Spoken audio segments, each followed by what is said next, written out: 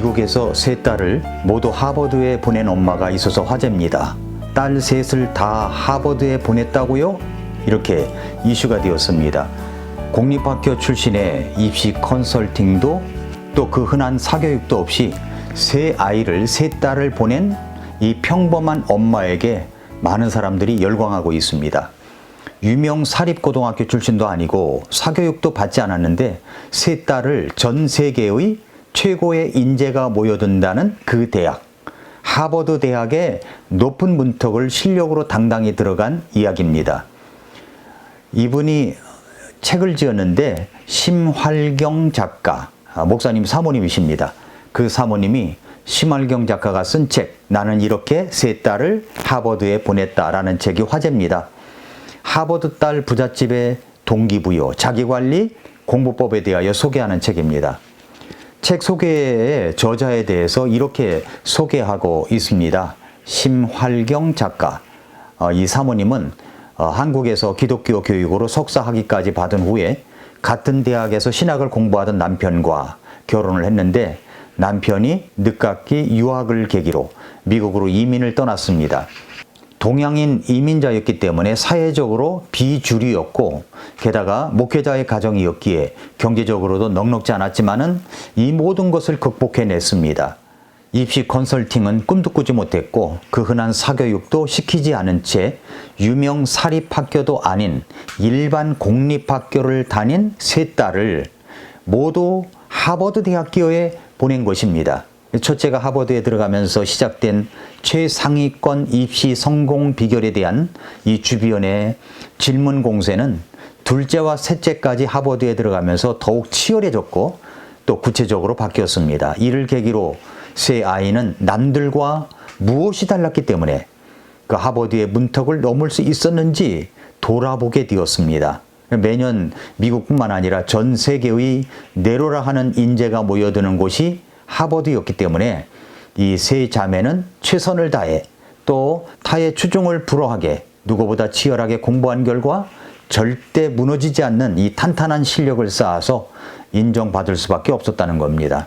그렇더라도 단지 공부만 잘했다면 하버드를 향한 치열한 경쟁을 뚫을 수는 없었을 것입니다.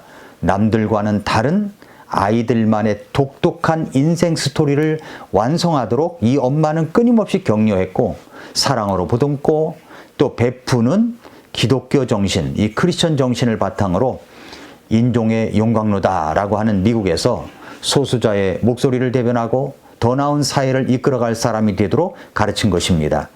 책상 앞에 앉아 공부만 하는 것이 전부가 아님을 강조하고 있습니다. 다양한 경험을 쌓게 한 것이 주요했습니다. 그동안 곳곳에서 비결을 알려달라는 질문이 쏟아졌는데 지극히 평범하고 특별한 구석이라고는 하나도 없는 난데 하면서 스스로를 낮추었는데 그러면서 모두 아이들이 해낸 것이라며 말을 아껴왔는데 많은 질문들이 있기 때문에 나는 이렇게 세 딸을 하버드에 보냈다. 이 책으로 모든 질문들을 다 풀어놓는 답변서이기도 한 그 책을 펴냈습니다. 결코 녹록지 않았던 환경 속에서도 목표를 이루기 위해 이 세 자매와 엄마가 함께 실천했던 동기부여, 자기관리, 공부법 한번 여러분 관심 갖고 그 책을 읽어보시기 바랍니다. 또한 한국인으로서의 정체성 그리고 신앙인으로서의 역할과 태도를 잊지 않도록 가르쳤던 이유와 그리고 타지에서 하나가 되어 어려움을 이겨낸 이 감동적인 스토리 등 모든 것을 처음으로 아낌없이 풀어놓은 그런 책입니다. 그런데 이제 이분의 기사가 한 일간지에 기사가 나왔습니다. 인터넷 신문에서만 볼 수 있는 기사였습니다. 이런 내용을 보면서 이 심활경 사모님이 세 딸을 어떻게 키웠는가 궁금해지죠? 어떻게 키웠을까요? 우리가 이제 5월에 가정의 달 맞이하면서 아이들 교육에 대해서도 많이 생각을 하고 있습니다. 자식들 교육 문제 때문에 얼마나 부모들 마음이 애가 탑니까? 어느 엄마들처럼 심활경 사모님 주변에 하나가 아니라 셋이나 하버드에 보냈으니 이분이 어떻게 아이들을 키웠는가 하는 것이 얼마나 궁금하겠습니까?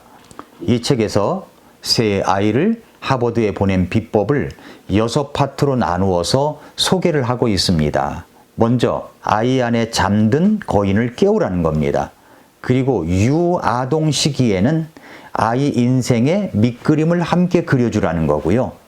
그리고 세 번째는 초등학생 시기인데 지금의 선택이 10년 후 미래를 바꾼다는 것을 기억하고 교육을 시켜야 되고, 중학생 시기에는 가능성과 잠재력을 배가시키고, 그리고 고등학생 시기에는 세상을 변화시키고 이끄는 리더로 키우라는 겁니다. 그리고 이제 마지막 파트에서는 이제 세 딸이 경험한 하버드 이야기를 그려놓고 있습니다. 심활경 작가님, 이 사모님은 아이는 저마다 고유한 특성을 갖고 태어나기 때문에 그 고유한 특성이 재능이라고 생각했습니다. 그 아이만의 인생 이야기를 만들어 가야 하는데 그 재능을 발견해야 한다고 말합니다. 그러려면 양육자의 관찰력이 뛰어나야 한다는 겁니다. 어떤 아이든 재능이 없는 아이는 없기 때문에 그 재능을 발견해주고 인정해주는 게 바로 양육자가 해야 할 일이라는 거죠. 이 아이 안에 잠든 거인을 깨워야 한다는 겁니다. 그런데 저는 이 심활경 작가님, 이 사모님이 가지고 있었던 세 가지 원칙, 자녀 교육에 있어서 세 가지 원칙이 참 마음에 와 닿았습니다. 세 가지 원칙이 뭐냐면, 첫째 원칙은 좋아하는 일이 재능이라는 겁니다. 좋아하는 일을 시켜야 되죠. 좋아하는 일이 재능이다. 둘째 원칙은 아이마다 다르게 대하라는 거예요. 셋째 원칙은 주도권은 양육자가 쥐어야 된다는 겁니다. 그러면서 이제 울타리 교육에 대해서 이야기를 합니다. 행동 규칙과 규범을 만들어야 한다고 강조합니다. 그러면서 이런 비유를 듭니다. 연구에 따르면 초원에서 방목한 소보다 울타리 안에서 자유롭게 키운 소의 우유 생산량이 더 많다는 겁니다. 왜 그러냐면 정서적인 안정감이 있기 때문이라는 거죠. 아이도 마찬가지라는 겁니다. 아는 것도 없는데 다짜고짜 스스로 기준을 세워서 살아가라고 하면 무슨 의미가 있겠느냐는 거죠. 불안만 자극할 뿐 어떤 교육도 이루어지지 않기 때문에 부모가 최소한의 규칙을 만들어야 한다고 이야기하고 있습니다. 그렇다면 그 최소한의 규칙 어떻게 만들어야 할까요? 궁금하시죠? 한번 같이 볼까요? 그것은 뭐냐면 양육자가 옳다고 생각하고 바람직하게 여기는 것이 기준이 되어야 한다는 이야기입니다. 맞습니다. 학부모 여러분, 성도 여러분, 부모님 여러분. 부모가 옳다고 생각하는 것이 무엇입니까? 부모가 옳다고 생각하는 것이 뭐죠? 심활경 사모님은 이렇게 정했습니다. 사람에 대한 예의, 어른에 대한 공경, 그리고 신앙심입니다. 저는 이런 기준이 참 아이들을 바르게 키웠다고 그렇게 생각합니다. 그렇게 믿습니다. 하나님이 옳다고 여기시는 기준이죠. 이런 기준들이 특별히 신앙에 대한 기준을 분명하게 세워 제시해야 됩니다. 여러분, 신앙에 대한 기준이 무엇입니까?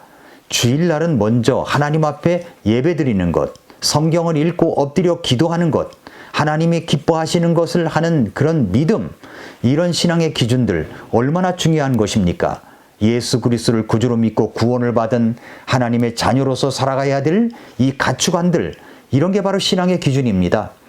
아이들이 공부 때문에, 학원 때문에 예배 빠지고 성경 안 보고 기도도 안 하고 말씀의 가르침을 받지 않은 상태에서 겨우겨우 명목상에 출석만 하다가 아무리 좋은 대학을 가면 뭐합니까? 신앙은 빠져 있는데 말입니다. 딸 셋을 하버드에 보낸 이 사모님이 주일날마다 하고 학원 보냈을까요? 공부하라고 했을까요? 그럴 경제적 여유도 없었던 목회자 가정이었습니다. 아이들 교육은 부모가, 양육자가 주도권을 가지고 있어야 합니다. 특별히 신앙에 대해서 주도권을 가지고 가르치며 기준대로 살아가도록 해야 합니다. 그렇게 키우다 보니 아이들이 잘 따라주어서 공부도 잘하고 자기가 좋아하는 일도 하고 또 자기가 원하는 대학으로 갈 수가 있었던 것입니다. 제가 꼭 이 엄마를 하버드를 보낸 엄마라고 해서 이것을 소개하는 것이 아닙니다. 이분이 갖고 있는 양육자가 주도권을 가지고 있어야 한다는 것. 하나님께서 옳게 여기시는 기준을 제시하고 믿음 잃지 않도록 붙들어주는 것. 그것이 바로 우리 부모님들이 해야 할 일입니다. 제가 성경 말씀 하나를 읽어드리죠. 잠언 22장 6절 말씀에 아이가 마땅히 가야 할 길로 아이를 훈련하라. 그러면 그가 늙어서도 그 길을 떠나지 아니하리라. 아이가 마땅히 가야 할 길, 그것이 바로 신앙의 기준입니다. 신앙의 기준을 바로 세워서 아이들에게 제시하고 부모님이 그 주도권을 갖고 아이들을 이끌어가는 학부모 여러분, 성도 여러분들이 되시기를 축복합니다. 오늘도 미라클 모닝입니다.